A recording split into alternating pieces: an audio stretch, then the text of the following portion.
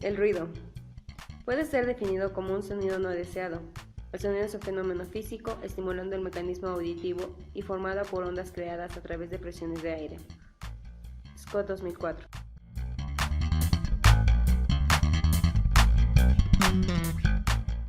La forma de vida que tenemos, a veces tan rutinaria, no es importante reconocer ciertas actividades que deberíamos cambiar.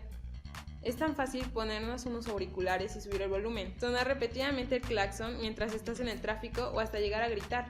Hacemos infinidad de veces estas actividades que no nos damos cuenta del daño que conseguimos hacer. Contaminación acústica, lo cual conlleva a una contaminación ambiental. Hablando de ruido, existen niveles en el ambiente en el que la gente puede causar molestias. Esto se da en nombre de contaminación acústica, el cual es el contaminante más presente de nuestro día a día y posiblemente la gran mayoría de los habitantes la ignoramos. En el ruido existen niveles para el ambiente que a la gente puede llegar a causar molestias. Esto se denomina contaminación acústica. El ruido tiene las características siguientes. 1. Es un contaminante fácil de producir y no requiere nada de energía para poder realizarlo. 2. No deja rastros de ella, es decir, no hay material físico que se pueda acumular en algún lugar. 3. Solo se puede apreciar por el oído.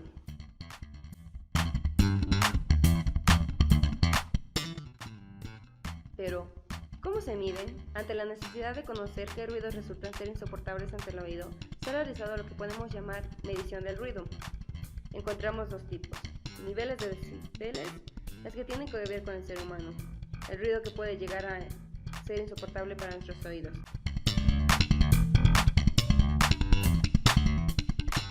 El segundo serían los instrumentos de medición.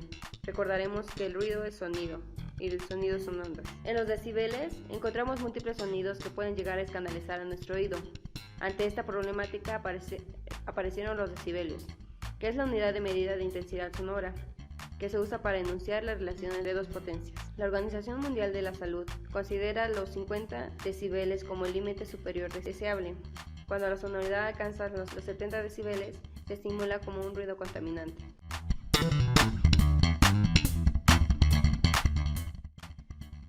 En estos instrumentos encontramos el sonómetro, que es un instrumento usado para medir los niveles de presión sonora en un cierto lugar y preciso momento.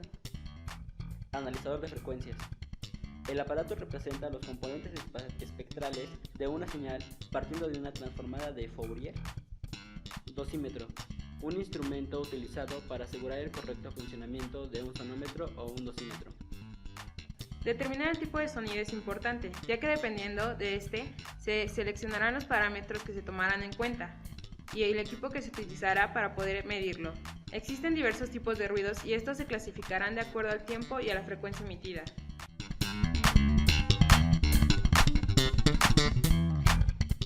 Según el tiempo. Estos tipos de ruidos se clasificarán de acuerdo al tiempo de duración de las ondas sonoras emitidas, así como sus intervalos. Ruido estacionario. El ruido estacionario es emitido o producido por una persona u objeto, el cual actúa de modo uniforme y sin interrupciones. La presión del sonido permanece constante todo el tiempo que se prolongue el ruido. Ruido intermitente.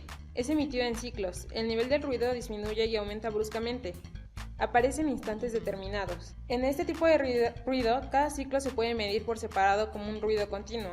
Ruido impulsivo. El nivel de presión acústica aumenta de forma tosca por arriba del ruido de fondo, en periodos o instantes muy cortos de tiempo. Pueden presentarse aleatoria o repetitivamente. Este tipo de ruido suele ser muy molesto, incluso más que el continuo, los impactos o las explosiones.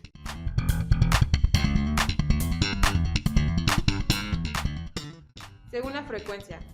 Estos ruidos se clasifican dependiendo de la frecuencia emitida por las ondas del sonido. Ruido blanco. El espectro de este tipo de ruido es plano. Esto quiere decir que su energía es igual en todas las frecuencias. Se puede notar que en el nivel de esta energía aumenta 3 decibeles por octava al ser representada en bandas de frecuencia. Ruido rosa. Al contrario del ruido blanco, este disminuye el nivel de energía a razón de 3 decibeles por octava. Por ser representado a este nivel de energía en bandas de frecuencia, se puede observar que permanece constante. Ruido tonal. Este tipo de ruido se forma por un marcado componente tonal y se puede oír claramente en el tono puro. Ruidos de baja frecuencia. es aquel que se cuenta con una energía acústica con valores que se encuentran en el margen de frecuencias de 8 a 125 Hz. Es común que lo provoquen maquinarias industriales grandes como motores, y ya que es difícil de amortiguar, aislar y se extiende fácilmente en muchas direcciones, se puede incluso oír a muchos kilómetros. El ruido de baja frecuencia es molesto y lo percibimos como una presión y no como un sonido.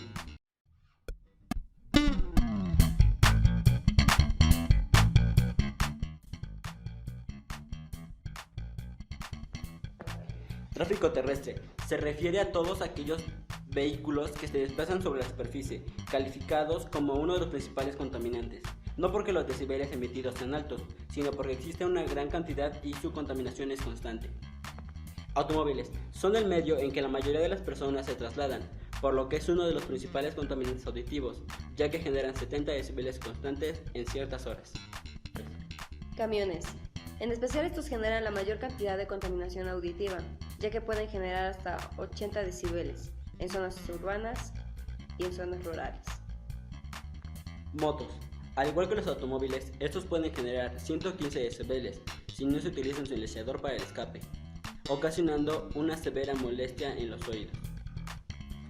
Trenes. A pesar de que ya son muy escasos para transportar personas, aún son empleados para realizar trabajos de carga. Pueden llegar a generar hasta 100 decibeles. Tráfico aéreo. Son un principal contaminante, ya que los decibeles que emiten alcanzan los 130 y 140 decibeles. Aviones. El despegue de un avión es uno de los más ruidosos, ya que logra alcanzar 130 decibeles. Una vez en el aire, disminuye a 120 decibeles, pero al estar en el aire, las ondas sonoras se dispersan y por lo tanto es menos dañino. Así que es mejor alejarse de los aviones al momento de despegar. Helicópteros. Estos, por el contrario de un avión, el ruido que genera es constante, alcanzando 110 decibeles, por lo que es recomendable utilizar protección auditiva en todo momento. Fuentes de origen comunitario. Generalmente se cree que la contaminación acústica proviene enteramente de automóviles, autobuses, camiones, aviones, etc. Sin embargo, es una idea equivocada, ya que la emisión del tipo comunitario es un poco alto. Gritos. Un conjunto de personas pueden llegar a emitir 110 decibeles, igual a una motocicleta, radio, televisión, etc. Si estos se usan a decibeles seguros, no tiene que rebasar los 40 decibeles, aunque muchas personas omitimos esta recomendación. Conversaciones en la calle. Debido a las emisiones de tráfico terrestre, comunicarse en la calle conlleva a una tarea un poco difícil. Se genera 80 decibeles cuando una conversación es normal. Tendría que ser un poco más de 20 decibeles. Fuentes de origen mecánico y comercial. Estos representan un problema significativo para las personas que trabajen en este tipo de obras o las que vivan alrededor del lugar donde se encuentre una fuente de ruido antes mencionado. En las personas que no frecuentan muchos los lugares no sería un gran problema. Obras públicas. Estas rebasan todos los límites de seguridad para una salud auditiva plena, ya que alcanzan hasta 140 decibeles rebasando el despegue de los aviones. Maquinaria. Estas no son llevadas a mantenimiento regular. Pueden emitir a 130 decibeles o más. Así que cuidado, chicos. Estas emiten decibeles de un rango de 90 a 120 decibeles. Se necesita saber qué tipo de seguridad es la más adecuada para evitar problemas severos a corto plazo, como mínimo sordera.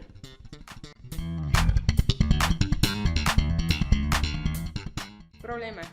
La contaminación acústica es una situación muy común, sin embargo poco se ha tratado para evitarla, por lo que ha acarreado algunos problemas a la salud del humano, los cuales se mencionarán más adelante. Niveles aceptables de decibeles. El oído humano se encuentra expuesto a diversos tipos de ruido constantemente, y por lo tanto es fácil que se dañe, provocando diversos problemas en la salud.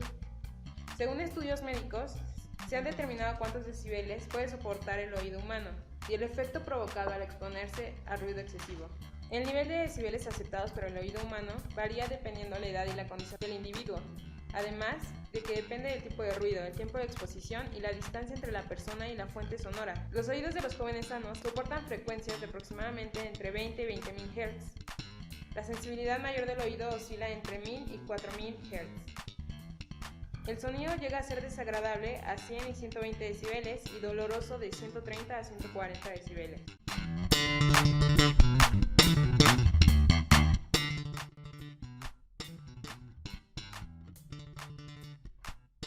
Efectos psicopatológicos. Cuando el ruido de algún lugar llega a ser excesivo y constante, afecta principalmente a la concentración, además de provocar irritabilidad y, en casos muy extremos, histeria. A consecuencia, se puede disminuir la productividad de él o las personas que se encuentran expuestas a decibeles demasiado altos, poniendo como ejemplo alguna industria.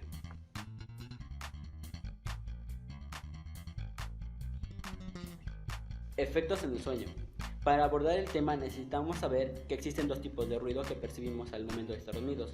Los awakenings, la persona llega a despertarse por breves segundos, y los arousals. El paciente no se despierta, pero provoca el paso de un sueño profundo a uno más superficial. Young y Friedman nos dicen cómo viaja una onda sonora por nuestros oídos. Estas pasan por el canal auditivo haciendo oscilar al tímpano y los huesecillos del oído medio. Esto permite transmitir dicho movimiento al oído interno, el cual está lleno de fluido. Con esto se perturban las células pilosas que finalmente transmiten impulsos nerviosos al cerebro, avisando que hay presencia de un sonido.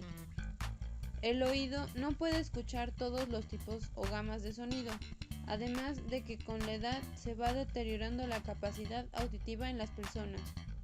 Esta sensibilidad para escuchar el sonido puede deteriorarse debido a la exposición al ruido a altos niveles por un tiempo prolongado. Alternativas. Existen leyes que regulan la emisión de sonidos excesivos, además de que hay nuevas técnicas y materiales para el control sonoro. Tal es el caso de la absorción acústica. Una onda puede atravesar un material poroso y quedarse atrapada en este, al tener varias. Reverbación. Los recintos cerrados son reverbantes y con materiales correctos se puede tener una mejor audición en el interior. La reverbación necesita una superficie rígida y gruesa para que el sonido no la atraviese y se pueda prolongar la onda sonora después de que se haya extinguido su fuente original. Así se define mucha energía. Barreras acústicas. Son paredes diseñadas para aislar ondas de mayor resonancia, las cuales solo dejan pasar las que no causan daño. Conclusión. La contaminación acústica es un problema que en la actualidad nos afecta a todos por igual. Debemos conocer las medidas de seguridad que el sector salud nos ofrece, además de seguir con las indicaciones de las normas que nos indica el